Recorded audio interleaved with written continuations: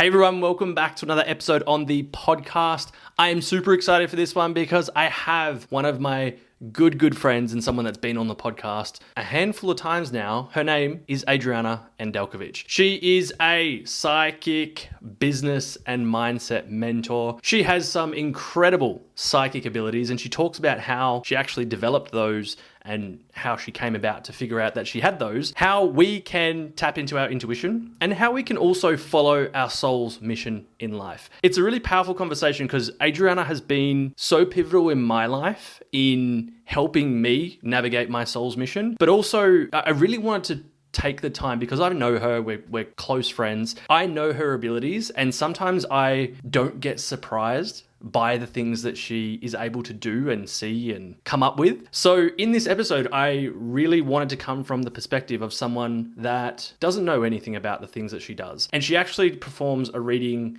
on me or taps in, and it's quite emotional. She gets to speak to my grandfather that's passed, and it was really beautiful at the same time. And she just gives an example of what she's able to do and how she uses her skills to help guide other people. I think it's really incredible. I have always seen this stuff with an open mind, and the stuff she's been able to do with me over the years has been just mind-blowing. So I'm excited for her to share that with you, for you to see this or listen to this wherever you're tuning in from, but also how you can tap into your intuition and uncover your soul's mission. I think no matter where you are in your journey, this is going to be a powerful one for you. So I loved sharing this conversation and I know you're going to enjoy it too. Before we kick off the podcast, always want to say thank you so much. I appreciate all your listens, your downloads, your views on whatever platforms you're listening or tuning in on. It means so much to me. I love doing this. As you can see, I've got some Conscious Podcast merch, which will be out soon. I also have some events coming up, especially with Adriana, who is the guest on this podcast. And the event is called Elevate. It is a one-day in-person event to help you elevate your mind, your soul, and your actions to connect to your soul's mission and create an inspiring vision and plan for your 2025. I can't wait for it. If you're in Melbourne, it's in person, but also there's an online stream for you guys that are listening from around the world. So if you want more information on that and you want to be a part of that, it's on the 27th of January and all the links will be in the show notes. So go check it out wherever you are. But thank you so much for tuning in. Like I said, this means so much to me and I appreciate you so much. Enjoy this episode. Adriana. I don't know why I spaced that out so far. Adriana. Adriana. That's great. We're talking in, what's that? It's syllables. Yes, it's a syllable. Hello. I don't know why that's so slow. It's great to have you back on the podcast. This is like the 20th time. No, it's probably like the 4th, 5th. Something like that. It's bloody great to be here. Yeah, it's like I've known you a long time. I feel like it's longer than what we always say it is, or what it actually is. But you were probably like one of the first 20 on the podcast, like part of that group. So OG back in the day. Cool. I always say to people, "Oh, go back to that one and go listen." And I'm also like, "Don't," because we were just children, and we were probably not as fluent or confident as we are now, but. I love you as a friend and I love you as what you do in the world, and we've just done so many magical things together and experienced life together. So it's always nice to have you on. There's so much that we could delve into, so that's why I'm really excited. But I'd like to hear and share with everyone, people that probably don't know who you are. Who are you and what do you do? Who the hell am I? I'm Adriana. I like to describe myself as a psychic business mentor, and it's an interesting little combo there. But I always preach that I love being both. I love being that psychic side of things. We were just talking about this before. That is the inner work. That is the intuitive. That is, looking at the energetics, and that it can combine with strategy, the 3D reality, and all of those things as well.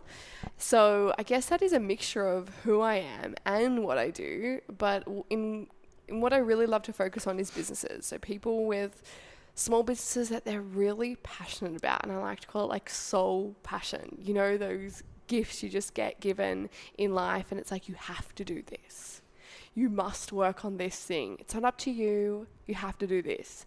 And they're the my favorite businesses to work on and work with, and show them how to bring together the energetic side of things, but also the practical, strategic side of things. And it's a delicious combination and an important combination. Yeah, I love it. There's so much that I know that I feel like, oh, everyone just knows this about you and, knows what that is. But I also have to play not devil's advocate, but like I have to play like a consumer right now or a listener that's doesn't know what these things are. So you say psychic, people's minds could go in so many different places. Totally. Tell me about this ability and what it is, where it started for you. Yeah, so how I like to describe it is being psychic is less about telling the future, not a fortune teller. Damn. I do not know when you're getting married, everybody. But what I do know is how to read and articulate and understand energy. So what I actually love to work with, and a big part of my gift, is what is happening in someone's right now. So what's happening in your field right in this present moment, what information needs to be channeled through me to you, what is going on in terms of blockages in the body. And my favorite part is what happened in the past to create this moment.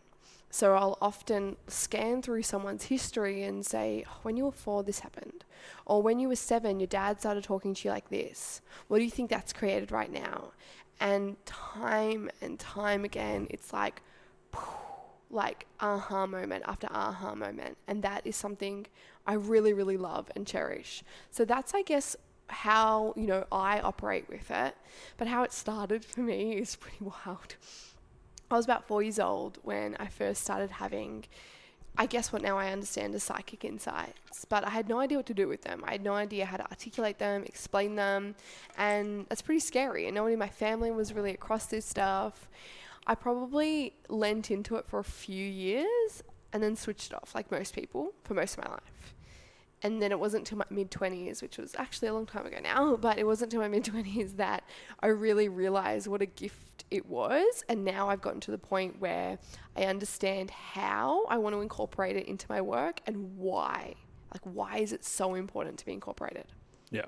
How did you discover that you were psychic? Like, I know, a lot of the talk could be, intuition and, noticing things. And I like to say that, you were saying about energy. I can feel other people's energies in some ways. Like, I've done my Reiki course and stuff like that. And I love those things. And I'm friends with a lot of people that are very skilled and tuned in. So I always come from a place of like, I can't in the ways that you do. Yeah. And I'm also glad in a lot of ways. Yes. But for someone like... Yeah, like how did you find that? Like, what were the things growing up that you were like, this is not normal? Yeah, I think the biggest turning point was mid-20s. I was in between careers. So I'm in between a fashion career and this knowing, like a deep knowing that I was meant to be in a service-based industry. And I'm in the service and it's just this message in my head, in my ear, service-based. And back then, like this is maybe 7 years ago now, it wasn't popular like it is now. It wasn't common to be a coach yet. It wasn't as well known yet. And it's probably really boomed, in the last few years. And I was like, okay, sure, like no worries. So I'm in this gap in time of like 3 months. And in that time, I started just practicing, and I started realizing that I could see, hear and feel a lot. And I always say to people, I could see letters above people's heads, shapes, messages, words, colors sometimes. And I was like, can everyone see this? Like I'm seeing like a whole thing is going on here. And I actually sent a message to all my friends, even my siblings' friends, like all these people. And I said, look, this is what I want to practice. If you're open to it, cool. If you're not, cool. And so many people messaged me back that I was fully booked for 3 months. I did free sessions each week, and I just practiced, and I got really, really good at my craft. And I didn't want to study it per se because I'm very aware that doesn't suit my energetic type. So I was like, cool, I'll just practice. And then what happened is I started to understand, when there's a triangle above someone's head, it means this. When there's a letter, I can interpret it like this. And that was really the moment that I realized something more is going on here. This is different. And then I coupled that with being able to see spirit. So being a medium, which is different. So mediumship and psychic ability, two different things. So this is where the psych medium term sort of comes in. They're two different things. Yeah, they're two different things. So then when the mediumship started happening, I was like, okay, well, I can see literally dead people. Like there's a person behind you and they've passed away and they look like a spirit and they want to say something and they're trying to communicate to me. So then I kind of took some time to really learn that and how to articulate it to someone in a way that, we can understand. You would have felt like you were tripping so bad. Like in terms of like, if I seen someone behind you, is it like clear that it's a person, or is it like very like, okay, this is not supposed to be there type thing? I always say it's more subtle than you think. It's like very, very subtle. It's very, very quick sometimes. Like I think sometimes when I'm teaching, so I did a program where I taught others how to tap into their own psychic ability. And so many of the girls came back and said, whoa, I thought it would be more obvious than this. And now it is for me because I'm well versed and I've practiced, but it can be really fast, split second. And it can be really like faint sometimes. So you're not like, sometimes I get jolted and surprised, but most of the time you're just like, there's something there. And I think in my personal experience, I didn't get as scared as most people. Like a lot of people are quite scared of this experience. And I guess I was just game for it. Yeah. So in terms of the things above people's heads as well, like I'd feel like if I'm sitting here, it'd almost be like, these Instagram reels where they're putting all these effects of like things flying above your head. Like, is that how it looks for you? Like, are they like neon signs, or is it? Yeah. So especially when I started. So when I first started, I'll say they were overwhelming. Like it was so overwhelming because because you couldn't turn it on and off, or? I wasn't as good at turning it on and off, or up and down, as I call it now. Gotcha. And I wasn't as good at like seeing a sign and interpreting it. So I was still learning. So I'd have my little notebook, my notepad, and I would see a triangle. So I'd quickly write the triangle down, and then I would try and understand that triangle. So if you think about it like that, there was a lot of interpreting going on. And then at the same time, they were fast. And at the same time, sometimes they were emotional. So at the beginning, I can't pretend it wasn't overwhelming, But as time went on, I was like, oh, this is pretty cool. But sometimes it'll be like a neon sign or a bright light or, it'll always kind of change as well. It's wild. I remember like, I think I've shared this before, but like I remember at 16, 17 going to my auntie's best friend who could do similar things but did a lot of energy healing. I don't know what she was doing, but it felt good type thing. She'd talk to people and I'd be like, who are you talking to? And cool. So for me I got introduced so young and I always had an open mind that I was like, she might be crazy, or that, but the things that she would say, I was like, but that feels, whatever she's saying, whether she's making this up, it feels really good right now.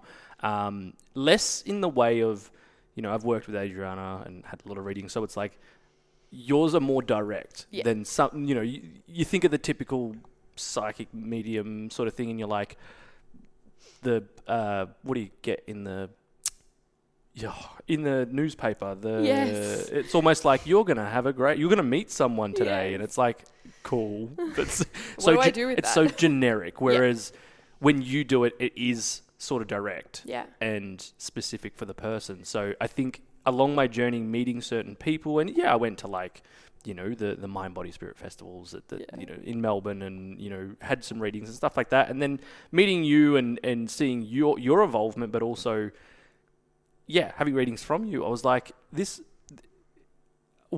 like, I'm so impressed with the gift that you have, because like there's obviously other people that have it too, but it's like that's a wild thing to have. Like, do you feel like a responsibility with it? Yeah, what's interesting? I really tapped into why. Like, why do I have this, and what's the freaking point? And I'm a very deep thinker, so I don't just do shit for the sake of it. And when I tuned into that and I felt into that, and I've asked this question for years now, maybe 5 years, for weeks and weeks and weeks in a row.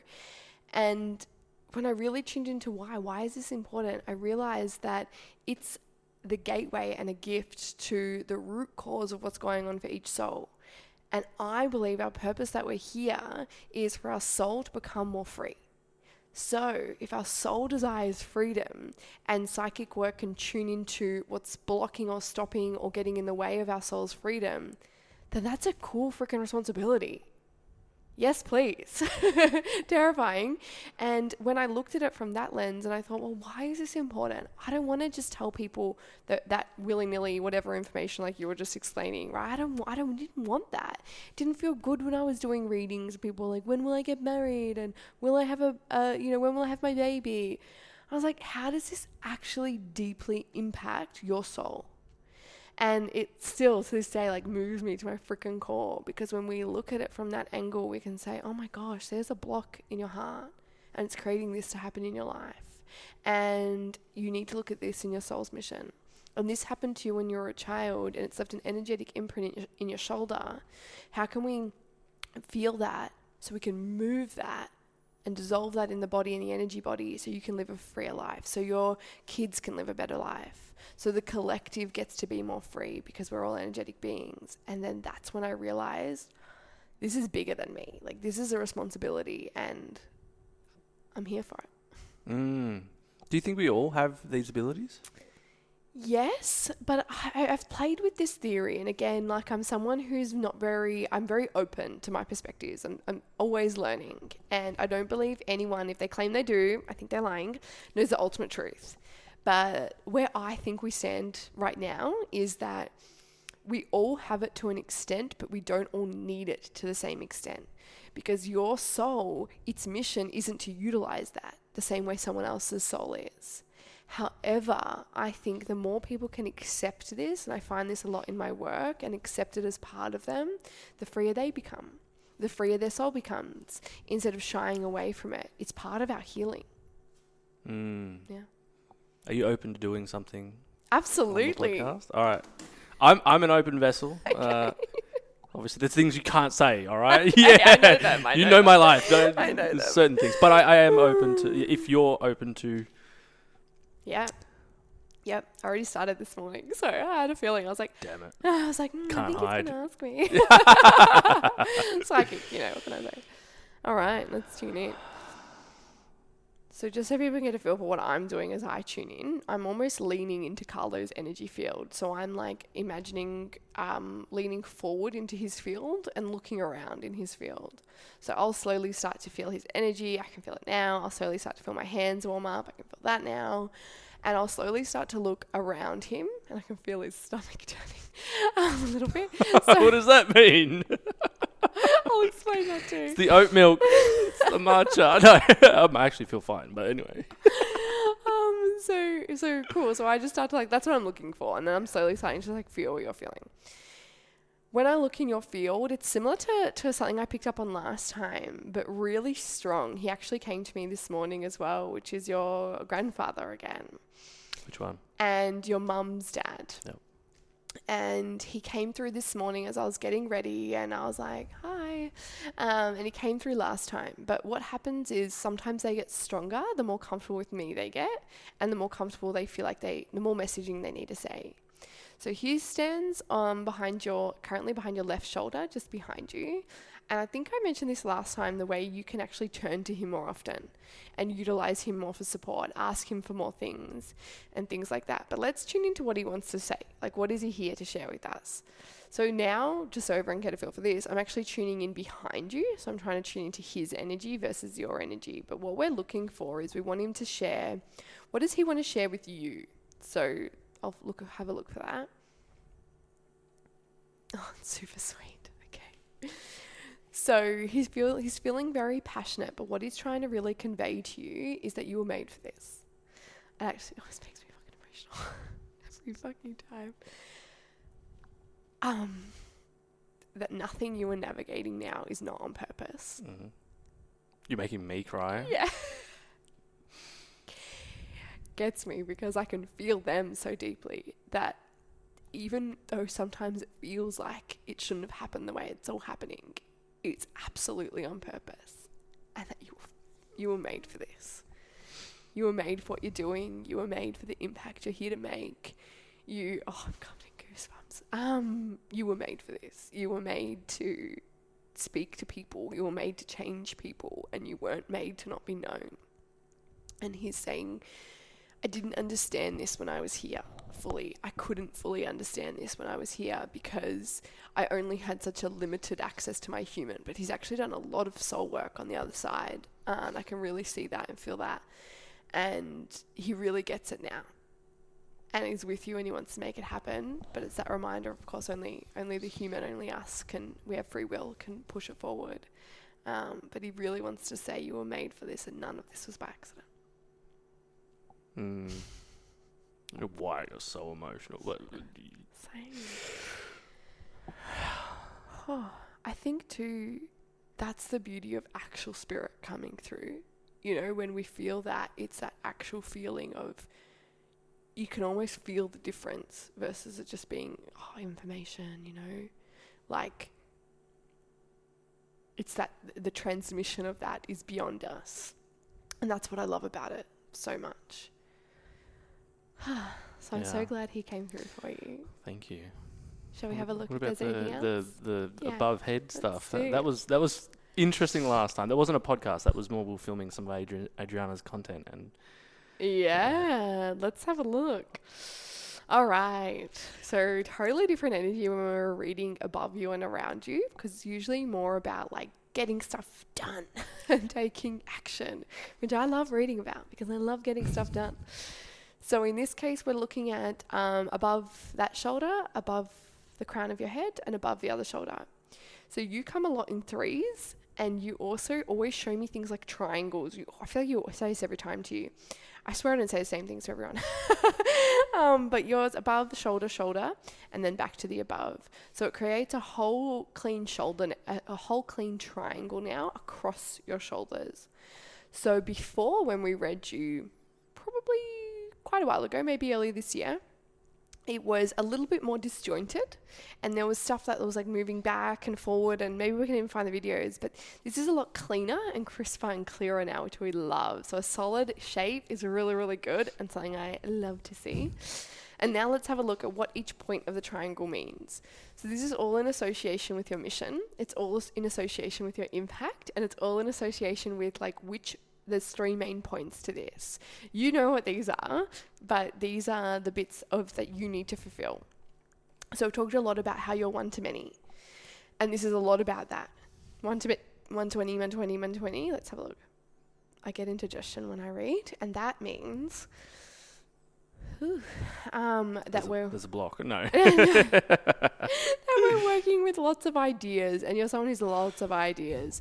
So that bubbling in the stomach can symbolize sometimes too many ideas, and you're holding a little bit of energy to the front of you, a little bit too much energy, and that's showing like a little bit of a stressor and a little bit of a stressor of the ideas. So we want to really neutralize them, bring them back into the body, ground them back into the body. That way they can kind of relax and not feel like a stressor, because that's creating tension essentially, right? So that's the first thing we want to understand, and that's something we'd look at from like a quote unquote blocks perspective, and we'd like to, you do inner work, you neutralize the stress. Okay, now we're allowed back to the cool stuff in the triangle. So we have one to many stuff, and this is you live, and you know this, like, that's you in that power. Then there's at the top one to many, which is more of like an online aspect, which you already know this too.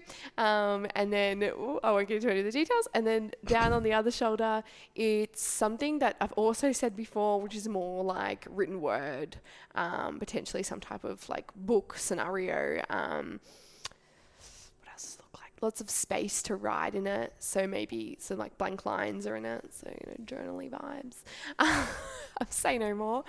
And they're all connected together. So the triangle is a complete solid triangle, like I was saying before. So it's not solid in the inside. It's a line, And together they work to create your mission, and they work to create your impact that you're really here for, which, you're here for, and you've stepped into time and time again. And I feel so excited for you, actually. How's that feel? Wow. Thank you so much. My pleasure. So emotional. This is really cool because like I've had this a few times with you, and it's not like you've said anything this time that I wasn't prepared for. Yeah. Because like there's been times when my grandfather's come through, and also like again, like you said, you've told me these things, so I'm not sitting here going, oh my God, like changing my whole life. But I do appreciate and remember those first times of that happening that I was like wow, how do you know this? Yeah. And we can stand from a perspective of like, okay, if we actually step back and like, in this scenario, you're reading me and look at the things that have kind of happened. And when I've been I've felt on mission and on purpose, of course it was that one-to-many type thing. So, there could be some bias of like people listening going, but you know each other and you've read each other and you could have just told her that before. Yeah, but there's certain things that you pick up on that I haven't told you and that you bring up. And it's like, there's definitely been times in my life where I go, are these people just feeding me bullshit? Yeah, totally. And I think there is people that don't have a great intention or they do it for work, like it's their business, and they, there's, I don't know, not a fakeness, but kind of like a fakeness to it. But, it's always felt so genuine with you. When you're reading these types of things, can you get it, I guess, wrong? Or like, can you be picking up on someone else's that's not that person's? Like, for example, could that have been someone else? So not really, because of course, you can get it wrong. You can get anything wrong. That's really good. No, I'm joking. I'm a pro. But what I find is two things. There's two kind of answers to this. One is, let's say in theory, right, that was someone else. Would you feel that was someone else, not my grandfather? Yes, firstly, I would feel it. Secondly, I would could tell you parts of, like we've talked about before, so I knew it was him, what he looks like. I've said to you, I've explained what type of top he was wearing last time, and you're like, oh my gosh, yeah. So I already knew who I was looking for because I'd seen him been like a spirit before, and I'd explained to you, he's wearing this top, and it looks like this, and you're like, yeah, you always wore a top like that. And I was like, great. Okay. So sometimes what I look for is something to know it's them. So for example, if I want confirmation, I'd say, show me something. And one day it was a woman and she showed me, I was reading a client and she showed me a red sweater. And I said to her, well, she's showing me a red sweater. Does that mean anything to you? She immediately just starts crying.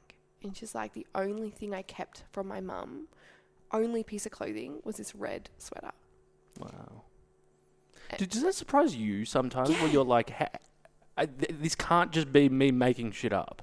Still to this day, like no word of a lie, I get blown away by this work. Still to this day. I don't think I ever want to stop getting blown away by it. Yeah.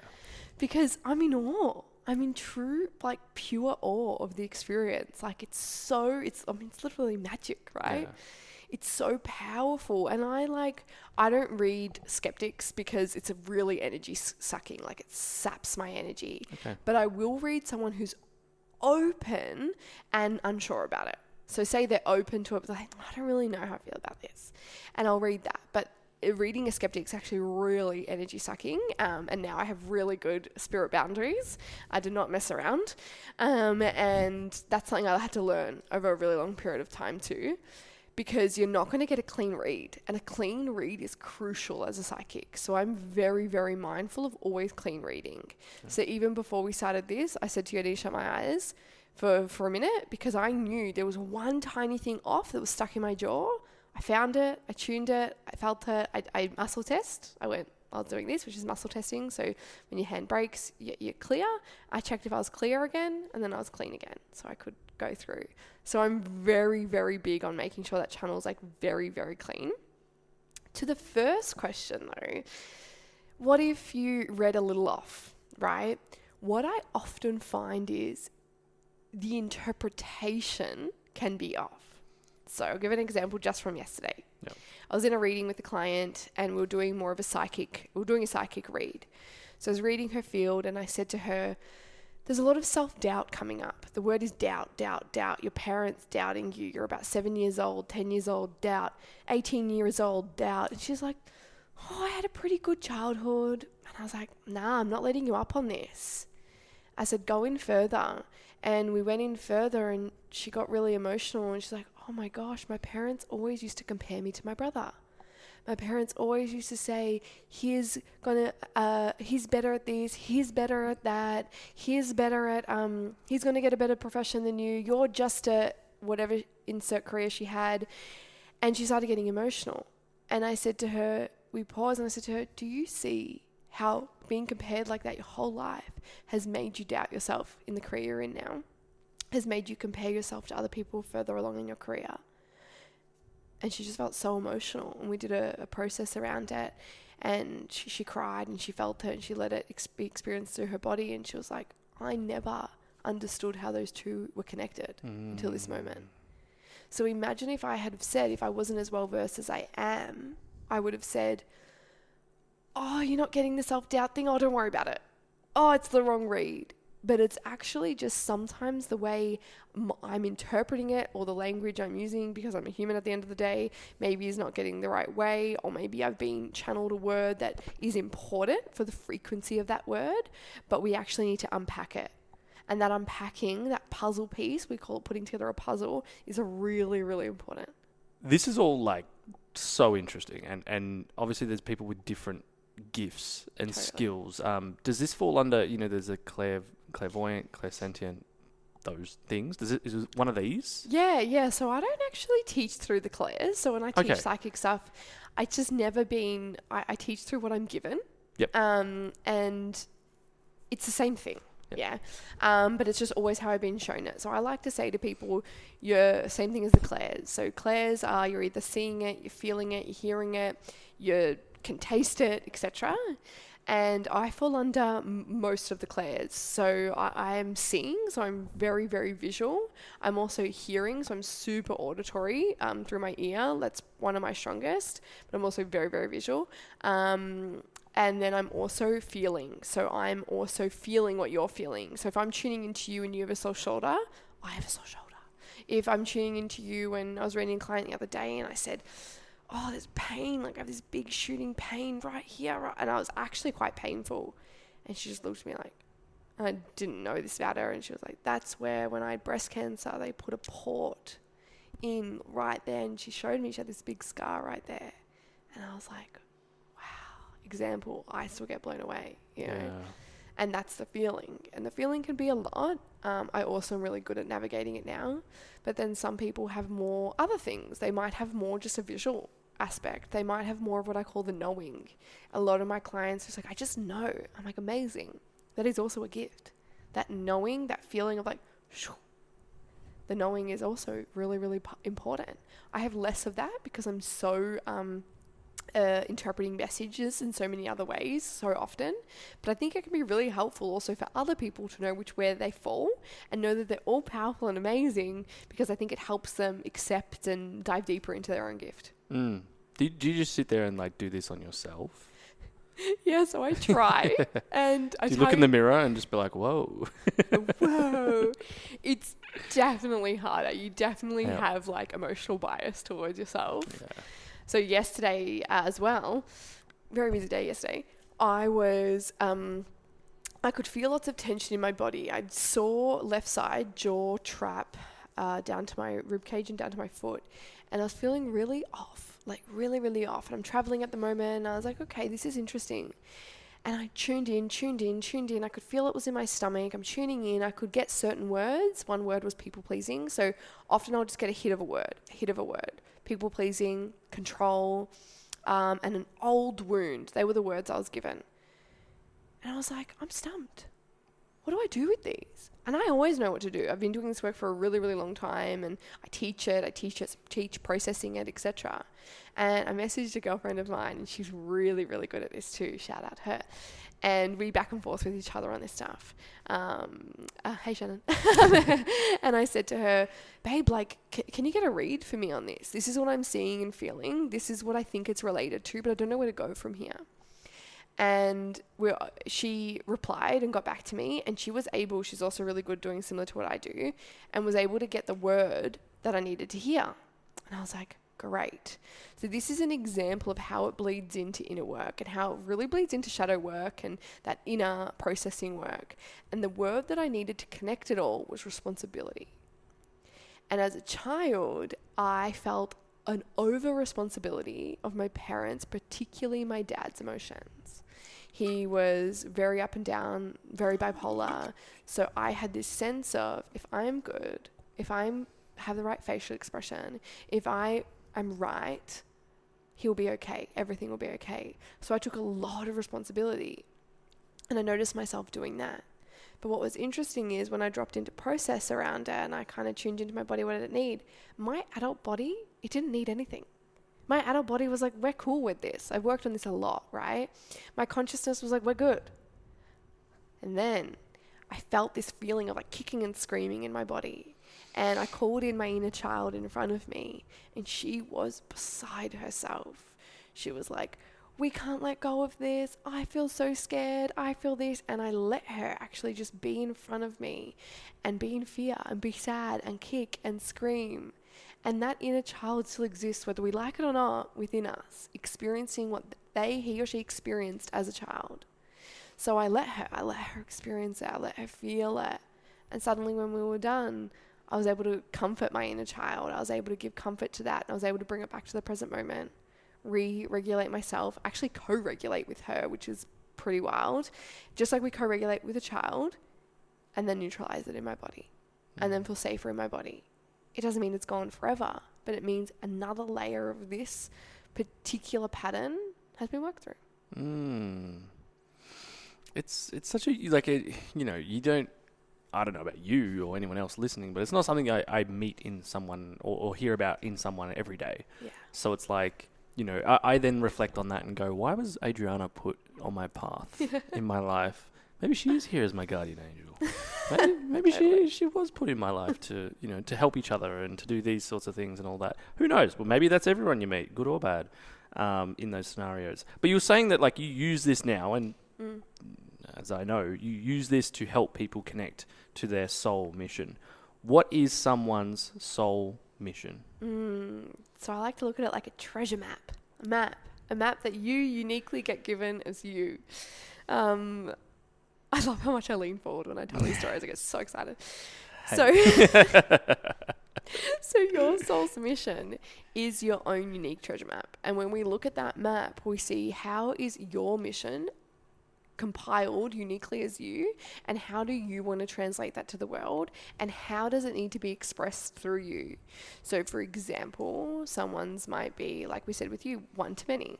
Someone might do really well in intimate settings. Someone might think they do really well in intimate settings, but they're meant to be one to many, but it's fear and ego getting in the way. So we're looking at what is actually at a soul level, at a core level, what is the expression that wants to come through you. Then we also look at what part of the soul mission. So is it that you're here to help people work through trauma? Is it that you're here to help people, you know, return to gratitude, return to their soul's essence of love? Is it that you're here to shine light like I am on shadows? Is it here to trigger people? Are you here to help them with their business? So they're the types of things that we're looking for. And it can change, like in our journey as well. That's why it's a map. You don't necessarily even need the whole map to be showing at once. And that's what we're looking for. And we'll also look at, for my clients, what is the ball that is the soul of your business? Is it fully formed? Is it forming? Is there only one part of it formed and that's all the information you need right now? A ball, yeah. Okay, yeah. Like an energy ball. Because think about it, right? How many times in your life or in your career, I'm sure lots of people can relate to this, we say, I just want the whole picture. I just want to know what I'm meant to be doing. I just want to know what it looks like in 5 years' time. But your soul's mission could be potentially only formed in that in that section of the ball, or you only have access with your current consciousness to that part of the soul's journey. And that's how I like to look at the soul's mission and truly what it is to you. Another really good example is I had a client who she wasn't sharing online. She was in the spiritual closet, so to speak. She wasn't sharing online how deeply spiritual she was, how amazing she could channel, that she could speak to ancestors, blah, blah, blah. And her business wasn't working in the way she wanted it to. And I said to her, do you think there's part of you that because you're hiding away from this and not telling people, that your clients are hiding away from you and not coming to you? And she was like, oh yeah. And it's not always that simple, right? But if you can piece together piece by piece like that and say, well, that is part of my soul's mission, so I better start telling people, there's got to be something that opens up in our energetic field from doing that. And I guess when like someone could be listening right now and they're like, you know, soul's mission, is this like a specific sentence of like what I'm here to do? Or is it more from the space of, you were saying, like one to many, is it more a form of which you operate best and then find the thing that's your thing? Like, for example, are you going to, when you're working with someone, be like, you're here to paint houses? Like, is it that sort of specific on it? No, not usually. So I find that because our soul's missions are a soul journey, they need to be journeyed through. You can't really miss the journey. You can't skip the journey part, unfortunately, as we know. And I definitely am a good example of, I didn't get to skip the journey. I had to go through the journey. So what we really look at with that is, what do we know now? What do we need to know? So it's not necessarily always just a sentence. It's more about the whole picture. And what is it right now? Okay, it's a group program. Okay, it's an event. And then we might look at the summary of the sentence. Okay, it is about practicing kinesiology. Okay, it is about whatever else it is. Okay, there is this little challenge and hurdle to overcome. But that's why it's a map. Because a map is a series of information, not just one bit of information. And then you might, get some directions, which is really powerful and important. But we want to build on the map almost. So we want almost to create it as we go. But I think those key factors at the beginning, and to understand them at the beginning, are really important and really, really helpful. So we don't just get this map that has, soul's mission, here's the treasure, A, B, C, D. Done. I wish. Can I have one of those? But it definitely helps in knowing, like, okay, like this is the next part of getting to the treasure. Yep. This is on the way. This is on the way. So I think it's a really helpful process to have and way to look at it. Yeah, I think even like looking back at my journey and like the things that I teach through my program, and Adriana's been a part of that for the whole time, is that, I don't, even if you do, let's say, my program, you don't get all the answers. You get a framework to then go live life and explore those things. And I think that if I look back at my life and I go, okay, there were points that definitely were impactful that made me go, okay, does this feel like I'm on the right path? Or does this feel good to me, or does it not? Yeah. And then that allowed me to then, turn in that direction, which I think was then leading me towards what I feel is my soul mission right now. Yeah. But I think that, if someone's listening and they're like, I'm in a place where I just don't feel this is where I'm meant to be or what I'm meant to be doing, what do you respond to that with? I think it's so layered. There's so many like beautiful, important layers to that topic. But a few things I would say. One, I'm going to answer from the mission side of things, and then from like the inner work side of things. So from a mission side of things, oftentimes, if we go back to where we started, it leaves a clue. So I started off in this industry as an energy reader, a psychic reader. That's it. That's all I was. I did session after session after session. Ironically, I went on this big journey, a life coach, a business coach, just a business coach. Living in Bali. Yeah. Living in Bali, retreat worker, freelance worker, all these things, right? And where have I ended back up? I've ended back up as a psychic business coach. So still psychic. So when we often return back, our at least clues, right? We forget sometimes to just look back at the simplicity. I hear this time and time again. This is where I started. This is what I thought originally. Of course, because you knew. And you didn't yet have layer upon layer upon layer of crap or of people speaking to you, or that inner voice of fear beating you down. Or you needed to compile a bunch of other tools in your toolkit to come back. I'm a far better reader than I was then. I've compiled a whole bunch of tools that now makes me a really phenomenal reader that I am now. So that's one part. The other part is, I would say, if there's someone feeling that feeling of just like, this doesn't feel right. That's how you described it, right? This doesn't feel right. This feels like something's off. Sometimes when we feel off, we are still on the path. And there's so much out there that says it means we're not in alignment. It means we're not on the path. Or maybe we're just clearing the way. Or maybe we're just feeling the pain that needs to be felt. Or maybe we are purging. Or maybe we are feeling duality, feeling discomfort. A client said to me the other day, she said, I feel like, she's new, she's just started working with me. She said, I feel like I've done so much work. Why do bad things keep happening? And I said to her, you've already missed the point. You've absolutely missed the point with love. And I said, the fact that you want bad things to stop happening to you has already showed me that you're doing inner work for an outcome. You're doing inner work so the pain can stop. You're actually doing inner work so you get better at dealing with life's pain. You get better at holding duality. You get better at holding discomfort. It's not fucking going anywhere. You also are here because, and she was still feeling this because, have you really? And this is a hard question I ask people with inner work. Have you really done it? Have you really? And she wrote back and she said, probably not really. And I said, because if you really had committed full ball to feeling each thing that's trying to be expressed, to exploring each thing, to understanding each pattern, you'd be holding this differently. Your ego feels like enough is enough. I've looked at this for a year and a half, enough. You don't get to choose. So when she explored this, she's like, wow, my perspective is blown. And she said it really helped kind of bring her back to this discomfort is okay. How can we stop running from it? How can we be with it? Yeah. I guess, again, playing like devil's advocate. I love it. Devil's advocate here, because like I know you so well, so I don't just want to skip over it.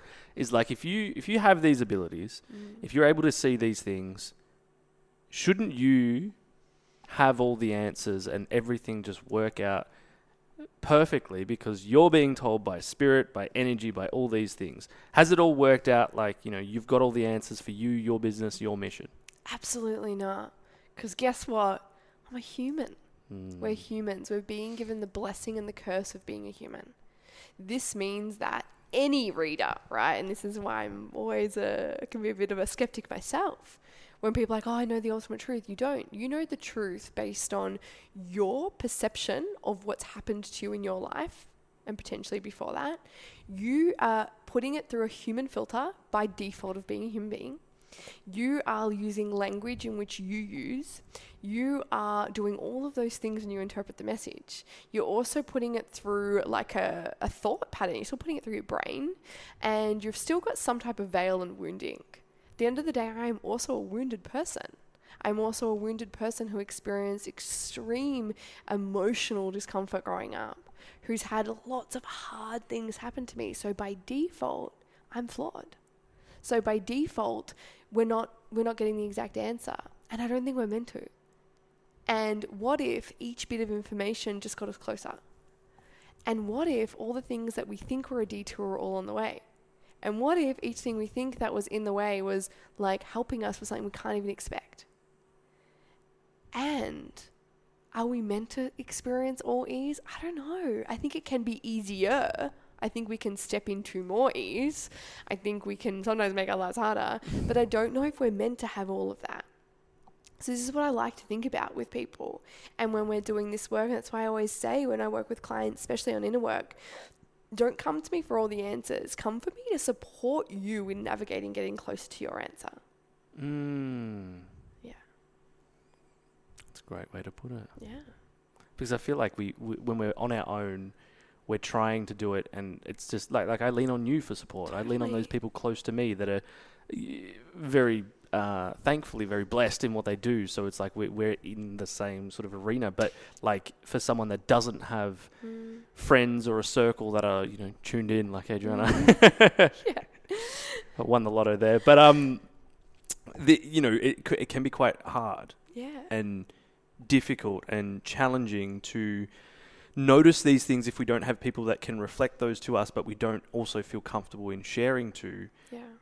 And even in ourselves, like it is difficult to navigate by yourself. Like I can say that from my journey, when the times when I've felt it was most uncomfortable, and then I also felt so alone was difficult, because then you start to buy into those stories, and there's a spiral of things happening. And I can relate.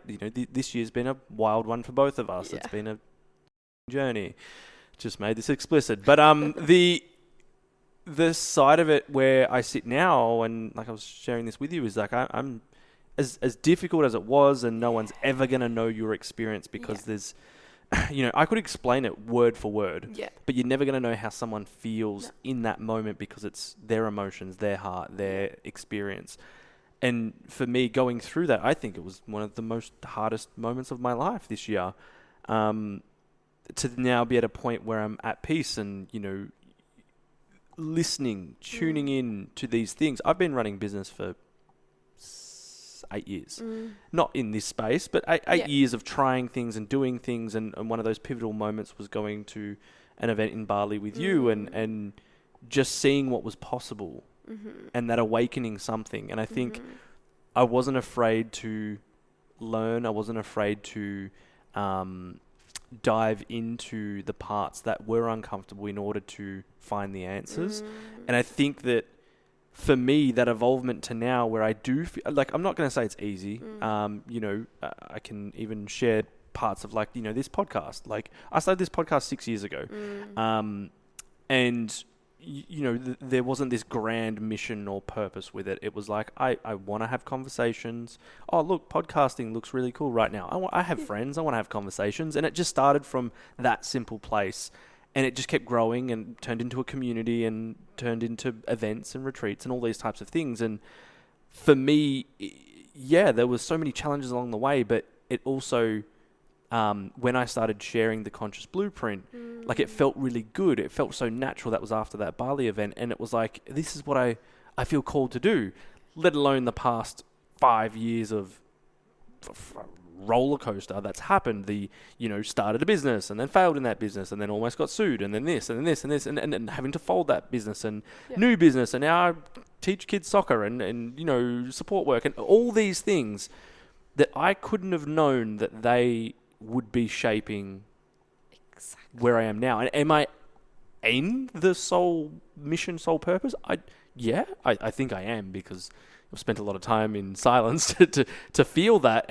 But I, like you said, going back to what you were saying before, I look back and I go, it was the things that were at the start that felt really good, the genuine intentions and the things that I valued, but also felt really good doing, that I'm at a place now where I'm like, I tried so many things in the past 3 years. If you've followed me on social media, you've seen the evolvement of everything.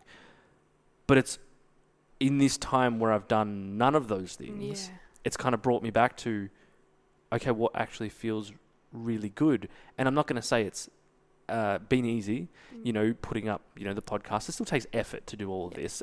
But look, there's been 4 million views across all the social media platforms in 3 months. And, the messages are being received. And is it the strategy that I'm doing? It's just, for me, it's like, even if there wasn't that data metric, it still feels good. But it also feels really good that it's being received. Of course. And is that my soul mission? Is that my soul purpose? Is that me being in my element? It just, and I was showing you today, my whole new plan and stuff like that. But it just feels less of the pressure of I need to solve everything tomorrow and it needs to be perfect and it needs to make X amount overnight. And it feels more like, if you do this, there's no way that it can fail, because the point of failure that I see is not a number. It's, if I'm doing this every day, I'm living that mission. There's no a compared to who, or it has to be this point at this point for it to be successful. It's no. If I'm living that every day, whether it's on putting out an Instagram post or, sharing, I believe I'm a teacher here to teach these processes and teachings, is if I do that on a small scale or a big scale, it's still on the mission for me. It's also a soul nudge, right? Everything you just expressed, the beginning, soul nudge, breadcrumb. And you listened, you said, yes to the breadcrumb, yes to the podcast, yes this. That, I think, is one of the most powerful things we can do on this journey. But do you think people are ignoring these breadcrumbs? Because I think that for me, I was so open to all of this, personal development and listening to podcasts and reading a book, which I think people don't do enough of. Listening to too many TikToks. I was open to learning and expanding. Do you think that why do you think people are not open to that? Because I sometimes get lost in this world that I'm like, everyone reads this book, everyone listens to this podcast. But the reality is that there isn't. Like, there's a lot of people that don't. Why do you think people ignore those breadcrumbs? It is scary. Like, if we put it that simply, it's fucking scary. It's scary to say yes. It's scary to go against the norm. It's scary that, it gives me goosebumps that this is all your income. It's scary to put your life on the line. It's scary to put yourself out there. It's scary to put your opinion out there. It's scary to say yes and then yes, and I have no idea where this is going, but I'm going to say yes anyway.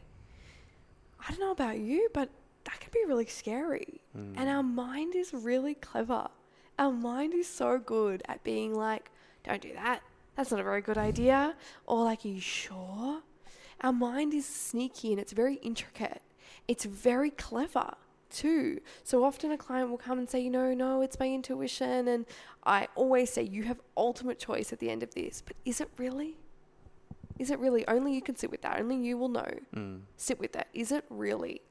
Good question is there something I'm hiding or pretending not to know about this? Because when we're pretending not to know something, we can be really clever.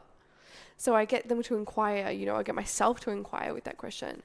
But I think it's scary sometimes to follow the breadcrumbs, or it doesn't make sense. That doesn't make sense, and we want it to make logical sense. I think about our moves, all around Australia this year, last few years, not all of them made sense. Sometimes I'm like, would it make more sense to live in Melbourne still? Maybe with my brain, but what about with my soul? So I think we can get in the way. Yeah. Why have you chosen to pursue this path, your own mission, your soul's mission? Because there's so many reasons not to, and so many factors to go, just work a job. Like, could be so much easier in some ways to not read people, not deal with people's, life and shadows and all this sort of stuff. Why do you choose to do it? My partner and I always say it the same way. There's no other option. For me personally, there's actually not another option. I've been this way for a really long time. I'm super headstrong. I'm also very passionate. So there's never been another option. There is no option, B. There is options A, point 1, point 2, point 3 within this realm, but there's no option in my mind of I'll just go get a job. It's, I will make this work. I also really am a big believer in impact and income. Like, I get to impact the world and make really good money. I get to be on my mission. But here's the biggest thing. It is beyond me. When we truly tap into this, it actually just kind of stops being about us and starts being about, what is my contribution here? What do I want to leave? How do I want to shape the world? And that's always been, like, personally, like, so important to me. And I think for other people on this journey and those listening to this, if you tune into that, that's important for you too. Deep down, you're like, I want to make some type of difference. And I also am very passionate about, like, our next generation and kids and the way we are in our romantic relationships and something as well. Me and my partner talk about a lot. And I think it impacts and affects all of that. And when we are closer to our contribution that we're here for, we're closer to source, we're closer to our soul, and there's no bigger gift. What is the reality if someone is getting these nudges and maybe they've, tried something and then went, it's too hard or it's too difficult, and they're going through their life, and what's the reality if we don't take these nudges and we don't lean into these, elements along our path that are trying to lead us to our soul's mission? Yeah, look, I don't want anyone to feel scared, right? Because I think this is important too. Like, scared if I don't follow the thing, then something bad's going to happen to me. But what I do feel like is we will know, we will be shown. And there's two ways I like to look at this. One is some people's soul's path is actually slightly more forgiving. I don't have one of those, but some people's soul path is more forgiving and they can almost, quote unquote, get away with it for a little bit longer. But then eventually things start happening. They start getting a sore stomach all the time. They start to feel depressed, very common. They start to feel anxious. They start to feel lethargic, very common as well. They start to feel like they're getting sick all the time. bad things keep happening, bad, quote unquote, bad things keep happening to them.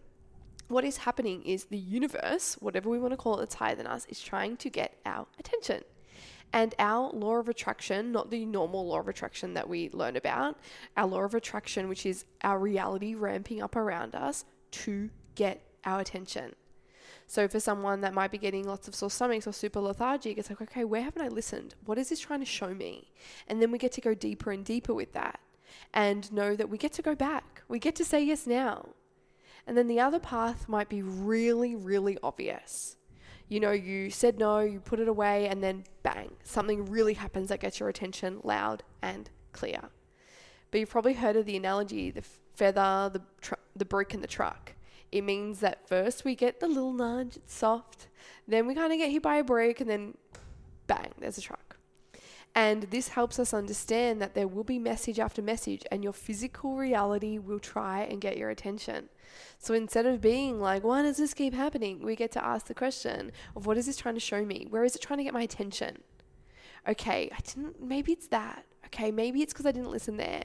So I do think we'll notice it and we'll feel it. We'll feel it in our body. We'll feel it in our awareness. We'll feel it in our tiredness. Because when we're on path, we feel energized. We feel excited. That's why I love what I do. I've been able to, work every day, long days, because I love it. I live it. I breathe it. And I think when we come back and we remember that, and we remember and stop to listen and pay attention to all the things, it gets easier. Can you give an example of like a feather, a brick, and a truck moment for you? A literal truck. I was living in Bali and I noticed there was something I needed to look at. There was a lot of Hang on, start with the feather. The feather. Feather, brick, truck. Yeah. So the feather would have been very little things. So the feather was more like an anxiousness in my body. That was my feather. That's often my feather. It's discomfort in my body. It's a bit of anxious feeling. It's a bit of like, oh, something doesn't feel quite right. A lot of people can relate to that feeling. For me, that's my feather. That's my like, hey, babe, pay attention. Then I don't remember the brick at the time, but it probably would have been like maybe feeling a little bit unwell or something like that, because that's common for me too. And then I got a text message from someone and they said, come meet me at the co-working space. And my body said no. My internal body said no. But me, I took over. My humanness took over. Still a lesson I'm learning, by the way. And my humanness was like, let's just go. Let's just do it. I want to do it. Screw what we're feeling and thinking, let's go.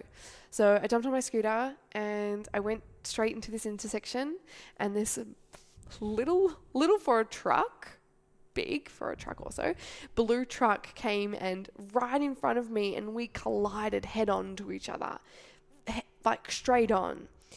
And I literally got the message from the truck. And I flew off my bike, I skidded along the floor, I, hit my head, all the things. And it really hurt my shins. So my shins got all the impact. So the front of my leg, because, when you sit on a scooter in Bali, you're kind of seated, like you're on a seat, essentially. And afterwards, I was really rattled. I messaged the person, I said, I'm obviously not going. I just had a bike accident, blah, blah. And I was newer to this work back then. This is like in 2019. But I still had the understanding of like, where am I abandoning myself? What is this trying to show me? What haven't I been listening to? Where have I been saying yes where I want to say no? Where have I been allowing other people's needs above mine? Where have I been allowing to be a bit of a puppet in other people's reality? You're ready for me now? Yeah, sure. What about when I'm ready? What about what I need? But there was that's on me though. That was my responsibility, So that was a very big, literal truck. I'm trying to think of those moments in my life too. Like if there's been, the feather could have been like, because the question that I get from that, right? And I love playing devil's advocate here because I want to come from where a listener could be like, and even myself, where I've been like, you said that your human mind took over to stop intuition, spirit from telling you. Yeah. Or that even just that intuitive inner feeling that we all have, that gut feeling, so to speak. And is there moments where it can be the opposite? So, what's an example? I had it and then I was like, I want to be really present, so forget about it. I just didn't write it down. But like, you're wanting to go to that place, and your intuition's like, don't. Is there times where our mind can also trick us, especially when you've been doing this work for a long time, Totally. where our mind can be like, it's my intuition, when it's actually not. It's just like you not putting in the effort, let's say. Totally. Like that example I gave my clients when like, oh, in my business, my intuition said to do this. And I'm like, really? Really?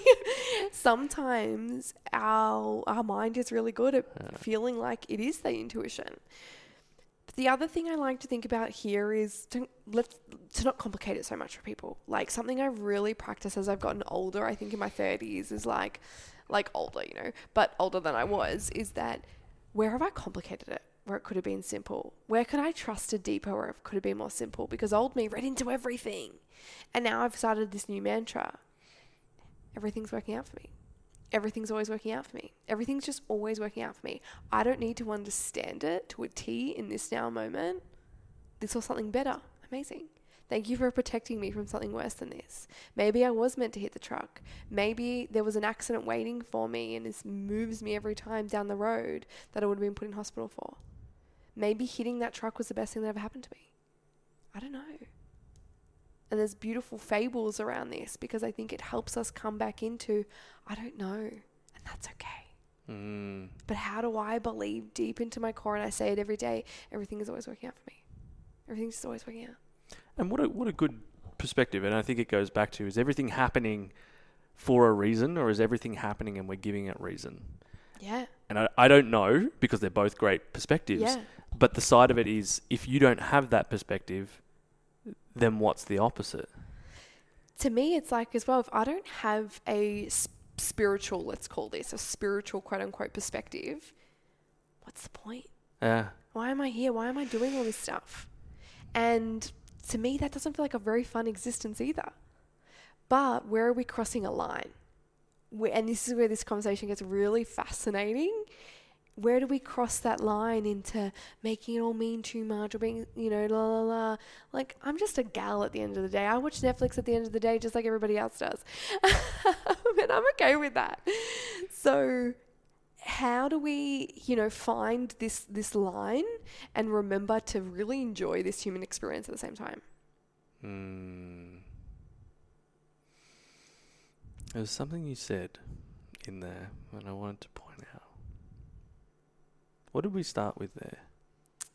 Simple, complicating it. Yeah, what did I say? I said, what if your mind gets in the way and sounds like intuition? Yeah. No, your quote, your perspective, what if everything is happening? Everything's working out for you. Everything is working out for me. And I think that also puts you not in the victim mindset where it's like, everything is always happening to me, and always seeing like the negative side of things. And I know that that's probably not something me and you think about too often because we've done this work for a long time and we've trained our mind. But I think it is quite easy in this world of, if you consume the media, it's going to put negative spins on things because that's what ultimately drives attention. But if you can live in that place of, everything is working out for me, you see things from a different lens. Totally. And, I look back on the things that happened in my life, and it was very hard this year, very hard to sit there and go, everything's working out for me. Totally. When it was tough. Like it was it was super painful. I've never felt heartbreak, pain, sadness like I have in that moment. Mm-hmm. And it was so difficult to sit there and be like, this is everything's working out for my highest good. There was a little bit of it that was like, there's a reason this is happening in the most beautiful way, because I'd trained and years of putting that message in my brain and from reading from people that, inspire me and stuff like that there has to be a reason. Yeah. I may not like it. I may not like what's happening, but it is working out for me. And I look where I am now. It's not where I thought I would be, but as we shared at the start, like, as my pop was saying and all that, like it is on the path. It's not in the way. And then there's a little contradiction to it all, right? Which I love a little spiritual contradiction. Plot twist now. Plot twist. Plot twist. Plot twist, Adriana's actually crazy and the voices in her head are psychiatric. I've lost my mind. Oh, don't worry. It's not that big of a plot twist. It's only a little one. It's this. It's also then it comes into the questioning of where did this all happen? That whatever played out for both of us this year, the discomfort, the sadness, the heartbreak, because I didn't pay attention earlier. Where did I co-create this? This year, I got mold illness, right? Terrible. Wouldn't recommend it on a soul. One of the hardest things I've ever been through, and I've lost a parent. Yeah, like hard. Very, very extremely difficult. I created that too. I was a co-creator in that happening. I needed that to happen because there was some way I was not paying attention to what needed to be moved through my body. Hold on. This is a big point. I want to clarify this. Yes. Are you saying you co-created the death of someone close to you? No. Co-created the mold. Okay. The mold illness. But potentially also co-created the death because we're all co-creating all the time. Cool. But death is someone else's responsibility, not mine. Gotcha. Just wanted to get it out there, just in case people heard that and went, "What?" Yeah. Okay. The purely the mold illness. Yes. Comparing that to the pain of what I've been through before of losing someone, saying that pain is actually relative. Like that's how painful being unwell with mold illness really was. But actually taking full responsibility and self-honesty to say like, and this is where this gets really deep and a little nuanced, to say, okay, well, where can I take responsibility with this happening? Where can I say that there is something I needed to learn from this and that, or something I haven't moved through in my body from this? And I think that's where we also get to look at making sure we're not bypassing at the same time. Yeah. Because then there's that comes into play. There's like that spiritual bypass. Oh, just, be grateful, or it's always working out for me, and da-da-da-da. And then we're like, oh, yes, and. That's why I love that. It's always yes and both. Yes, and where can we look at this? And I get it. Also this year I learned to just sit in discomfort, to not change it. I wanted to. I remember in February I was voice noting my mentor at the time. And I said to her, maybe I could look at it like this. Maybe I could do this energetic process or feel this emotion, blah, blah. And she came back to me and she said, Adriana, just be with the discomfort. Don't change it. Don't get rid of it. Just be with it. And I thought, that's what I paid you to tell me. Okay. And it was transformational. That in that moment, I just got to be with how uncomfortable it all was. That business wasn't going the way I wanted. My relationship wasn't going the way I wanted it. And just be like, okay. I'm not grateful yet. I'm not okay with it yet, but I'm present with the discomfort. And I think that's a really beautiful place to be too. If you bypass that, you wouldn't get to the other parts because you'd be like, I'm trying to do something to cover this up. Yep. Instead of feel it. Yeah. And that's a whole nother podcast that we could go into. If this was your last post that you could put on social media, or if you had one last post, one last message that you could share with everyone, it's not that you've died or anything. It's just, the last time we could post something and put a message out there, what would you want that message to be? You were meant to be here to experience it all. You were meant to be here to experience, and it moves me to my bloody core, like the good and the bad and the ugly and the hard, and stop running from you. You will be wherever you are. And that your mission, what you're here to do, the book we're here to write, the stage we're here to speak on, it needs you now. It needs you to say yes now. It's not about you. It doesn't just impact you. It impacts your children. It impacts your friends. It impacts the collective. It impacts our soul. And it's bigger than you. And just say yes a little bit more and a little bit more, and notice that fear and keep committing. Most of it's just an illusion, fear in our mind. Doesn't mean we don't have to work through it. Keep working through each shadow, the next shadow. I believe our soul's work is the most powerful thing we can do. I love that. The for those listening, let this be a feather, hopefully not a truck. To all these different points that we've mentioned, hopefully that can be a feather on your journey to be like, oh yeah, that thing stood out. Not say listen and do everything we've said. That's definitely not. You have some discernment, but also be like, that thing stood out to me. Yeah.